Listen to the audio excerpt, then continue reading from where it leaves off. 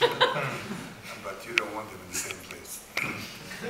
I don't know, it's hard for me to tell because the language situation was inextricable from my personal situation and a historical situation. So I didn't just write in English, I wrote about certain things in English, one of which was living in a language that was not my native language in a city that was not my hometown.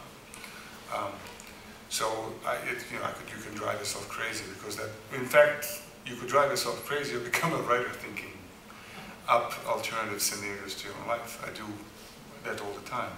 Imagine alternative lives and alternative destinies.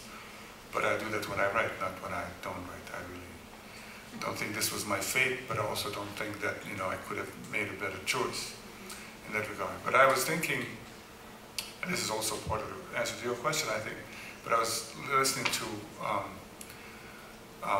my friends here and realized that I cannot honestly use the phrase my culture and mean that it's Bosnian culture or even American culture.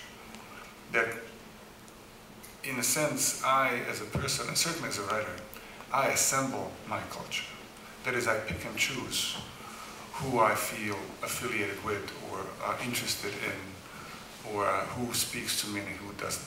I grew up in what is now Bosnia, used to be Yugoslavia, and there's this particular genre of music that I hated my whole life. I have always hated it. To me, that is as alien as anything anywhere. Whereas, Jorge Luis Borges is practically next door neighbor in my head. Someone who I can read and understand better. I can understand the processes behind his thoughts. Also, it seems to me, it might be completely delusional, but in any sense, in any case, I feel this fealty, a connection of a sort that I did not have with what was presumably my culture, in a sense that it was given to me at birth. And to be a writer, I think, or to be a literate person, and to be an individual with some sort of historical or personal cultural agency, you pick and choose.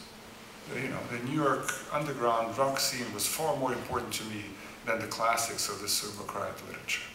Honestly, except maybe because I did not want to be in the classes where they told those classics that, I did something else. So in that sense, they influenced me.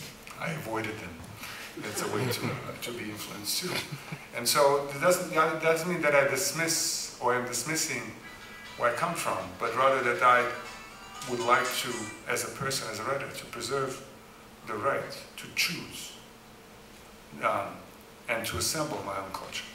And so for this, as part of this right, or this, what I think it ought to be a right, I need translations. I need to choose. I need a list of writers in Spanish who I'm not aware of, because I can adopt some of these guys into what I perceive as my culture, and that they might be closer to me than the writers who might be writing in Bosnia today, let alone 300 years ago.